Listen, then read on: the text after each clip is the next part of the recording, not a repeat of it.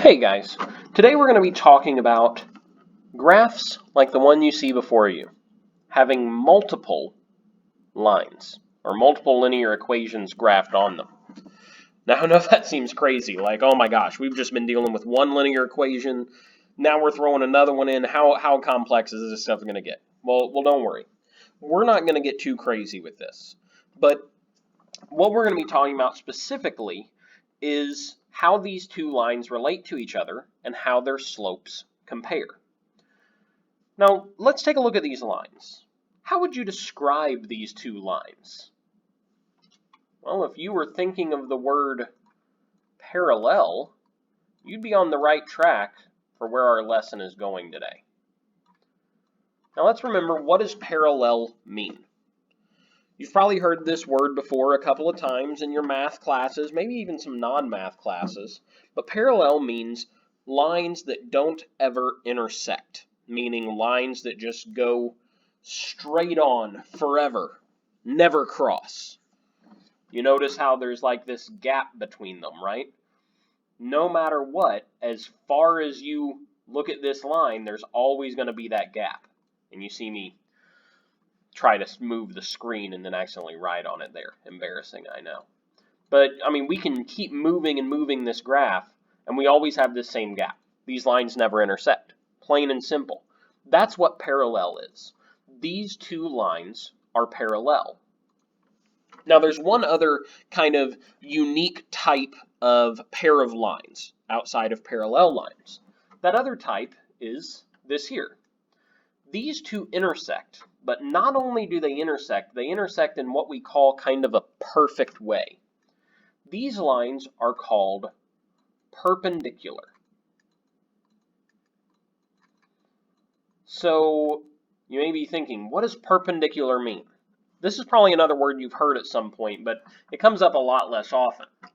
Perpendicular means that when these lines intersect, they form right angles, or 90-degree angles, right?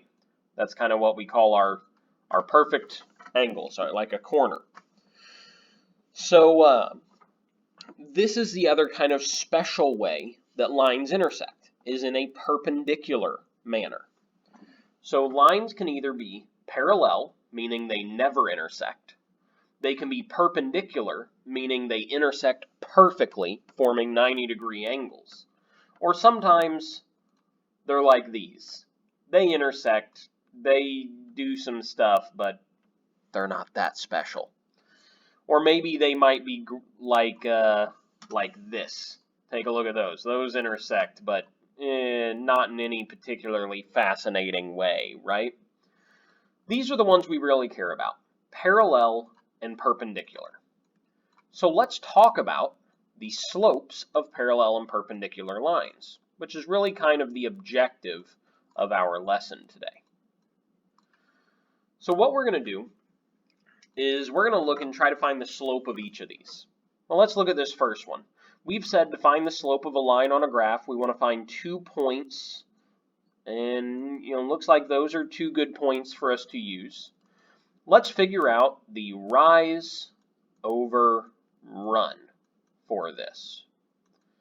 So to get from my left point to my right point, I'm going to rise 2, and then I'm going to run 3. So it looks to me like the slope of this red line on top is 2 over 3. Okay, well let's compare that to the slope of the blue line, the parallel line. Let's see. Well, it looks like here's a point we can use, and then here's another point. Let's try those out. So to get from the point on the left to the point on the right, it looks like we need to rise 2 and run 3. Well, look at that. Rise 2 over run 3, so 2 over 3. How do our slopes compare there? They're the same, right? Both of these slopes are 2 over 3. Now, this is one of the big takeaways today for parallel lines. The slopes of parallel lines will always be the same. 100% of the time, parallel lines will have the same slope. So if you see one linear equation with a slope of 2/3 and another linear equation with a slope of 2/3, guess what? They're parallel. Or maybe you see one linear equation with a slope of 5 and another one with a slope of 5. Parallel, right? That's just how it goes. So that's what we want to remember about parallel lines. Parallel lines have the same slope. So if we're ever asked to describe how lines compare to each other, if they have the same slope, then they are parallel. Well, since there was kind of an interesting relationship there between slopes of parallel lines, let's see what kind of a relationship we have between slopes of perpendicular lines, our other kind of special way for lines to relate to each other, right? So let's see. Let's find the red line first. It looks like it crosses a point right here, and then it crosses a point right here. So let's see, rise over run.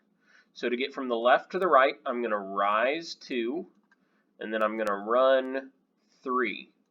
Well, would you look at that? I made that be the same slope as the ones of the last problem. But it works, right? The slope of the red line, again, rise over run. I know we've all heard that a million times, but we just got to repeat it until we remember it, right? But our slope rise over run for this red line is 2/3. Well, do you think that blue line is also going to be 2/3? Probably not, right? Because that would mean the blue line would be parallel. But this one isn't. It intersects with it. So let's see what this blue line has. Let's first identify 2 points we can use.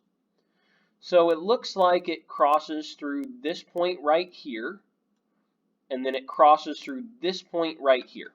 So let's do rise over run. So again, I'm going to go from my left point to the right point. So my rise is actually a fall, right? It looks like it's actually going down 3 units here. And then I run 2 units over.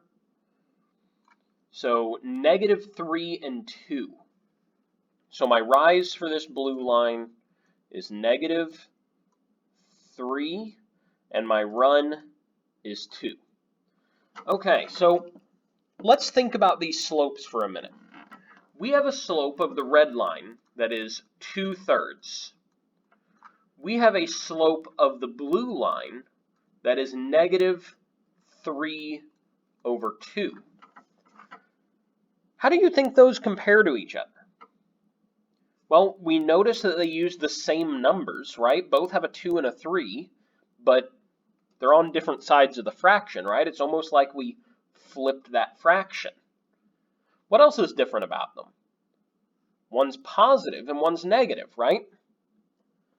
Both of those are really key aspects to perpendicular slopes. Perpendicular slopes are what I call negative reciprocals.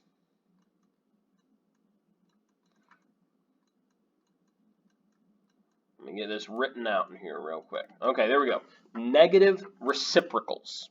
I know my screenwriting's not perfect. I apologize. But let's identify what exactly this stuff means. Negative, meaning this kind of means it's an opposite sign. And reciprocal, that's a word we talked about a lot earlier this year, right? Reciprocal means you flip the fraction. It means the fraction is turned upside down. So I have this kind of phrase I like to use whenever I'm talking about finding perpendicular slopes. I like to use the phrase flip the sign and flip the fraction. So this is kind of the phrase that I prefer over negative reciprocals. Like negative reciprocals does describe how perpendicular slopes interact.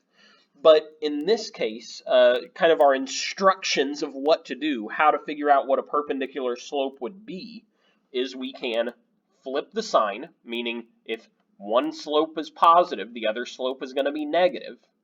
And then flip the fraction, meaning we take 2/3 and flip it to be 3/2.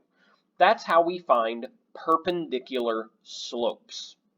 So again, if you're ever asked to figure out, what is the relationship between these two linear equations, if you can look at their slopes and notice that they are negative reciprocals of each other, then guess what? They are perpendicular lines. Those are our two big relationships, perpendicular and parallel. Lines do exist outside of those two. Like we can look at these two lines and say, well, those are neither parallel nor perpendicular. The fact of the matter is that just means these lines aren't too special at all. These lines don't mean very much to us. We could find the slope of each of these. We could compare them, but ultimately we would just say these are neither parallel nor perpendicular. So, like I kind of said, they're not that important. These two lines aren't. At least they're not that significant mathematically. Not like perpendicular and parallel lines are. So the big takeaways from this video, parallel lines have the same slope. Perpendicular lines have negative reciprocal slopes, or slopes where you flip the sign and flip the fraction. We're going to have a second short video that just gives us a few slopes and we find parallel and perpendicular slopes to those. We'll check that out here in a second, but I appreciate you guys watching this, and I'll see you all later.